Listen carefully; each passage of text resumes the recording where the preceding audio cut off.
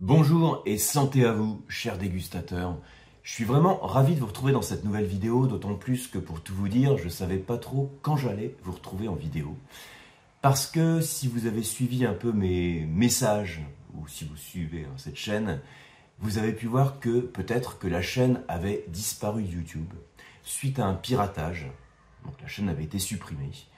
Et ça c'était au retour de l'été. Il y a eu plusieurs semaines, enfin même plusieurs mois de contact avec YouTube. Donc je remercie au passage Guillaume par exemple ou Damien pour la mise en contact avec les services de YouTube. Ça n'a pas été simple, mais au final, la chaîne est de retour et donc je suis de retour sur YouTube. Et donc j'ai voulu vous faire cette petite vidéo un peu informelle, pas mal spontanée et je dois le dire, pas trop préparée. Simplement donc, pour vous donner quelques actus.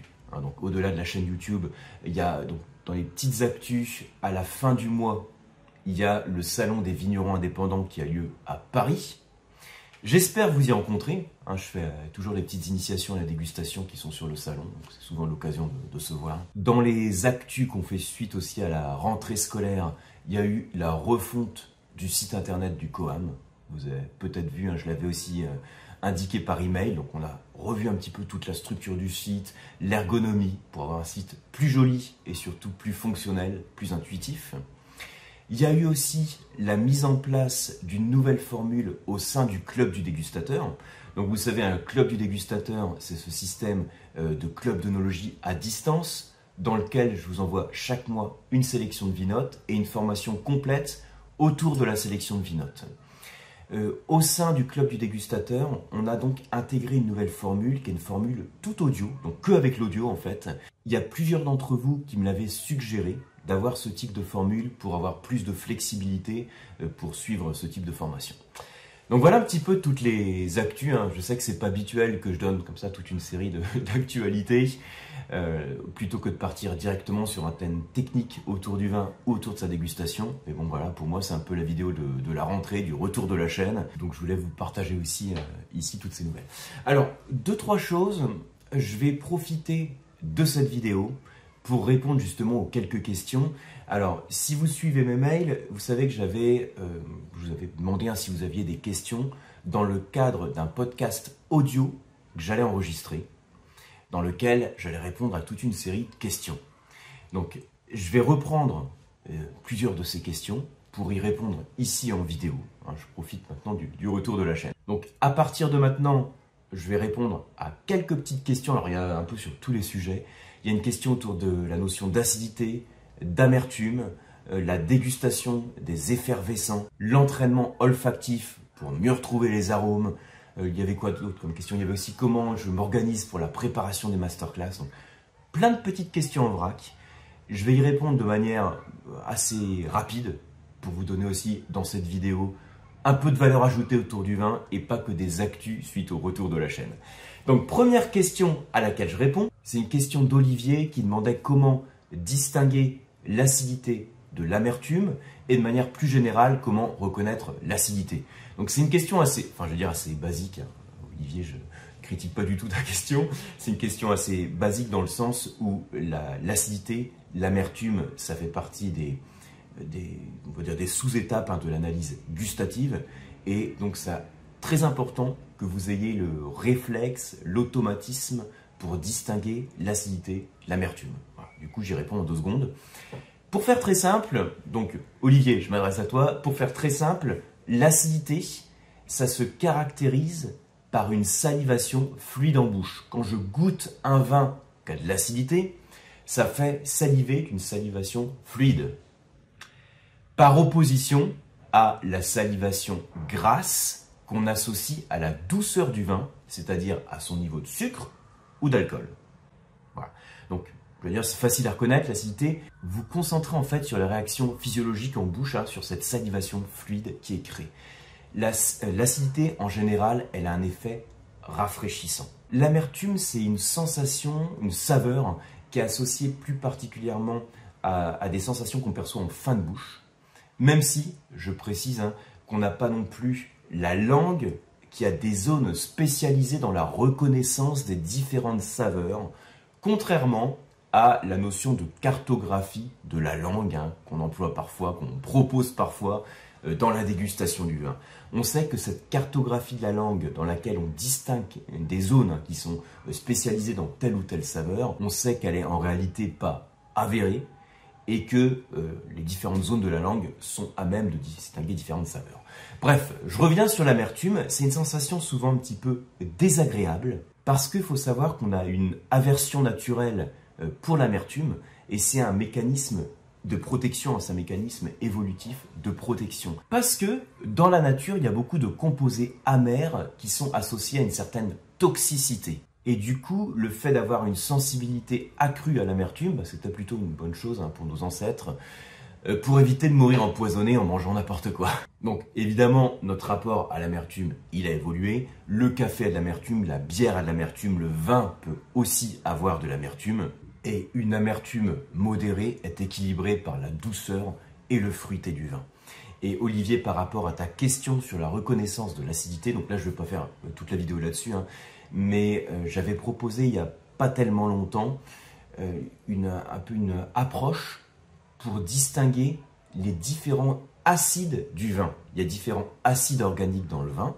Il y en a certains qui sont apportés par le raisin, c'est l'acide malique, l'acide citrique et l'acide tartrique, et d'autres qui sont créés pendant la phase d'élaboration du vin, pendant la vinif. Donc c'est en particulier l'acide lactique et l'acide acétique. Vous voyez, du coup j'en cite 5. Malique, citrique, tartrique, et puis j'ai dit quoi? Lactique et acétique.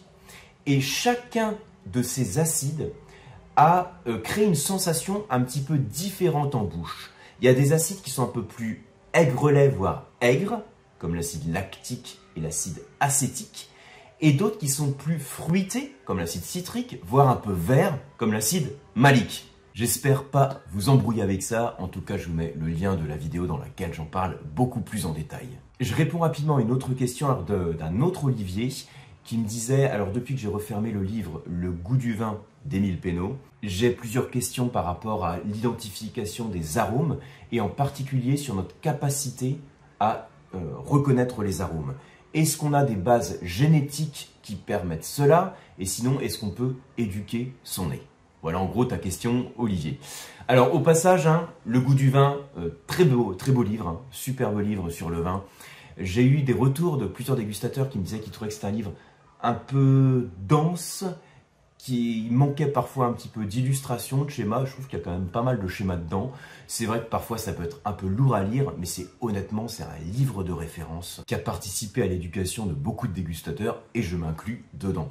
Donc ça fait partie peut-être du top 3 des livres sur le vin comme ça qui sont complets, Le goût du vin, avec évidemment le vin pas à pas, le gars qui fait son placement de produit. Bref, je reviens sur ta question, Olivier. Donc c'est vrai que dans le livre, il y a une courbe en cloche comme ça, dans lequel on voit que la plupart des gens sont à même d'identifier, alors je sais plus, 3, 4, peut-être 4, 5 arômes dans le vin. Sur l'autre partie de la courbe en cloche, c'est moins de 2, 3 arômes, et au-delà, plus de 4, 5 arômes. Donc le cœur des dégustateurs sont, entre guillemets, limités à 4, 5 arômes. Est-ce qu'on a une base génétique pour cela? Est-ce que ça peut se développer? La réponse à ces deux questions est oui. On a clairement des facteurs génétiques et physiologiques, des facteurs qui vont définir en fait le nombre et la sensibilité des récepteurs olfactifs. Donc certaines personnes, par défaut, sont plus sensibles à telle ou telle odeur, de manière générale. Et ensuite, notre éducation, nos habitudes aussi, font que l'on va développer la sensibilité à telle ou telle odeur ou arôme, puisqu'on parle ici du vin. Néanmoins, au-delà de cette base génétique qui définit déjà une sensibilité plus ou moins développée pour tel ou tel arôme, on peut clairement développer son nez, vous le savez, j'en ai déjà parlé, et ça se travaille au quotidien. Mais le truc, c'est qu'il ne suffit pas de sentir ce verre de vin, se concentrer dessus, pour essayer de retrouver les arômes. Parce que si j'arrive pas à mettre un nom sur les arômes, je peux le sentir le lendemain, le surlendemain, l'oxygéner, le sentir à plusieurs reprises. Eh bien, il est fort probable qu'à l'issue de tous ces reniflages, j'arrive toujours pas à mettre un nom sur les arômes.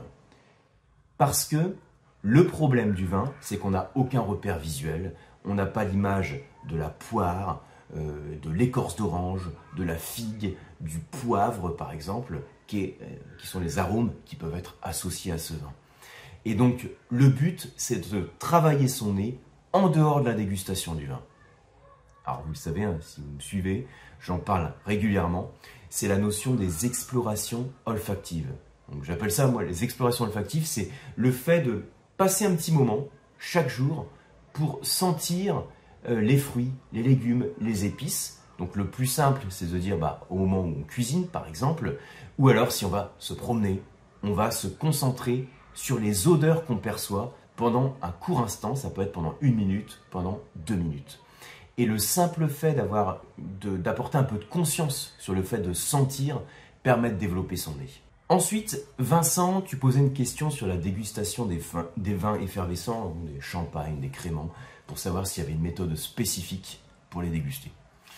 Alors, je vais faire très simple, il n'y a pas de méthode différente par rapport au vin tranquille. Tu peux prendre même exactement la même fiche de dégustation et procéder de la même manière avec visuel, olfactif, gustatif. Toujours les 3 mêmes étapes dans tout ce qui concerne la dégustation, qu'on parle de vin, qu'on parle de bière, qu'on parle de cognac, de thé, d'huile d'olive. On a toujours cette même approche en 3 étapes, visuel, olfactif, gustatif. On peut, c'est vrai, utiliser un autre format de fiche de dégustation dans lequel on va rajouter quelques sous-étapes pour qualifier certains points spécifiques au vin effervescent, donc c'est pas le cas de ce vin, hein, qui est en particulier la présence des bulles. Néanmoins, je vous dis, sur la plupart des formations, on prend exactement la même fiche, visuel, olfactif, gustatif. Alors, on pourrait, au niveau du visuel, observer la présence des bulles. Vous avez peut-être déjà entendu, on dit que la finesse des bulles d'un vin effervescent est liée à son niveau de qualité. C'est pas tout à fait vrai. C'est ce qu'on dit, mais c'est pas tout à fait vrai, parce que à quoi est liée la finesse des bulles? Elle est liée simplement à la quantité de dioxyde de carbone qui est dissous dans votre verre de vin. Dans tous les vins, il y a un petit peu de CO2. Normal, c'est un des produits de la fermentation alcoolique. La fermentation alcoolique qui transforme le sucre en alcool crée du dioxyde de carbone qui est dans le vin, qui est dissous dans le vin. Ensuite, au fur et à mesure des processus de vinification, d'élevage, on va faire par exemple des soutirages, on va aérer le vin et on va faire partir les bulles. Donc au visuel, un vin tranquille ne va pas présenter de bulles. En bouche, ça peut arriver, même si ce n'est pas forcément courant. Néanmoins, le fait d'avoir un petit peu de dioxyde de carbone dissous, même si on ne le perçoit pas directement, impacte la dégustation. Donc, si je reprends ta question, Vincent, au niveau du visuel, on peut caractériser les bulles. Au niveau du nez, je dirais par rapport au processus de dégustation, la fiche de dégustation ne va pas nécessairement changer. Néanmoins, il faut faire attention quand on fait tourner le vin dans le verre, à y aller beaucoup plus tranquillement pour éviter que les bulles et le dioxyde de carbone ne s'échappent trop rapidement. En général, on va simplement bouger un petit peu le verre de vin. Et il faut savoir que les bulles de dioxyde de carbone, ils agissent un petit peu comme un ascenseur à arôme. C'est comme si vous aviez la molécule d'arôme qui s'accroche sur la bulle pour être diffusée vers le haut du verre et ensuite pour être perçue par votre nez. Donc on peut dire que le dioxyde de carbone des vins effervescents favorise la diffusion des arômes. Et d'autre part, en bouche, même si là encore, tu peux partir sur le même format de fiche de dégustation, le dioxyde de carbone va aussi avoir un rôle parce qu'il accentue la fraîcheur perçue dans le vin. Qu'est-ce que c'est que la fraîcheur perçue dans le vin? Eh bien, c'est l'acidité. Parce que le CO2, en contact avec les enzymes de la salive, va se transformer en acide carbonique. Et qu'est-ce que c'est que l'acide carbonique? Eh bien, c'est un acide. Et donc, ça revient à la première question d'Olivier. L'acide, il crée une salivation fluide, il participe à la fraîcheur du vin.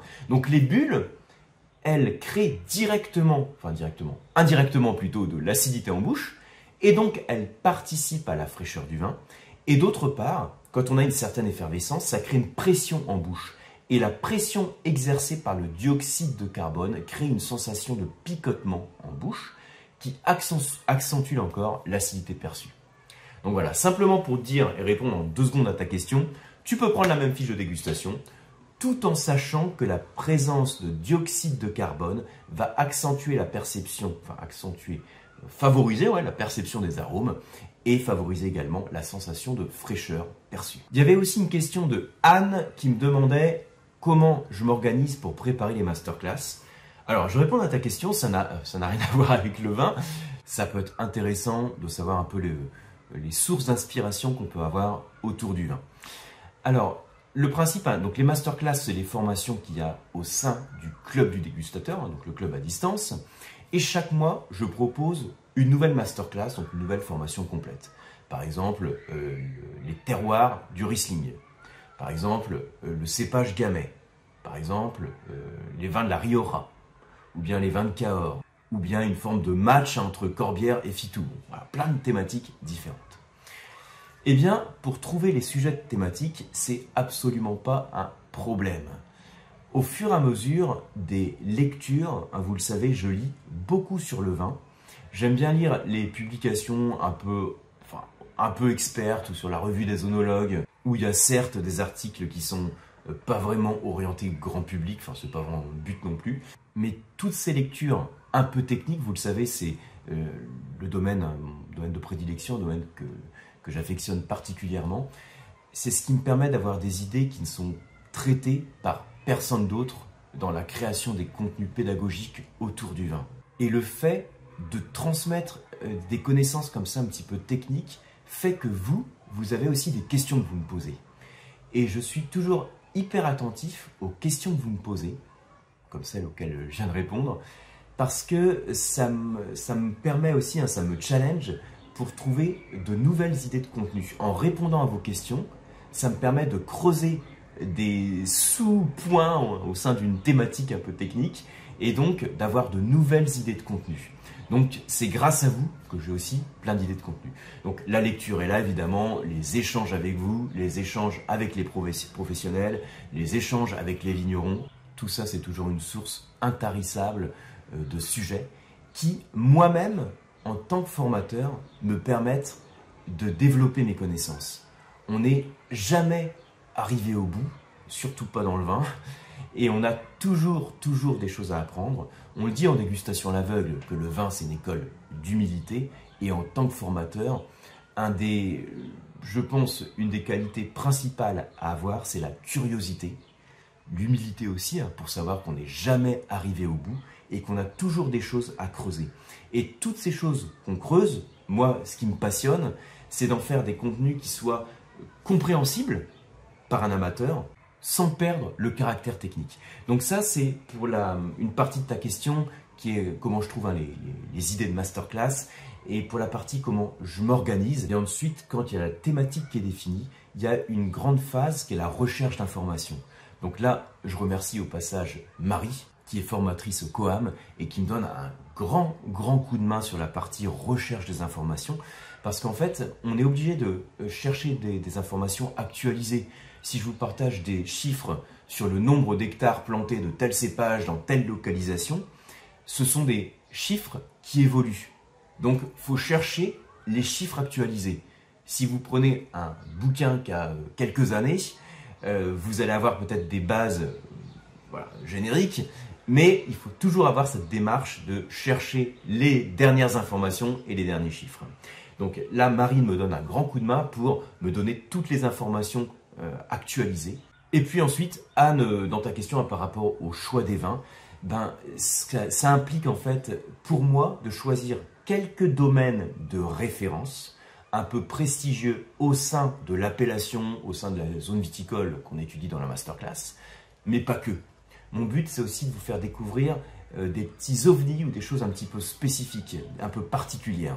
Donc ça implique de présélectionner un certain nombre de domaines. Je ne vous cacherai pas que c'est loin d'être la phase la plus désagréable. À les présélectionner, à les déguster pour vous faire la sélection finale sur les masterclass. Bon, je vais arrêter ici avec les quelques questions que vous m'avez envoyées. C'est une vidéo qui est peut-être un petit peu longue, donc merci d'être allé jusqu'au bout.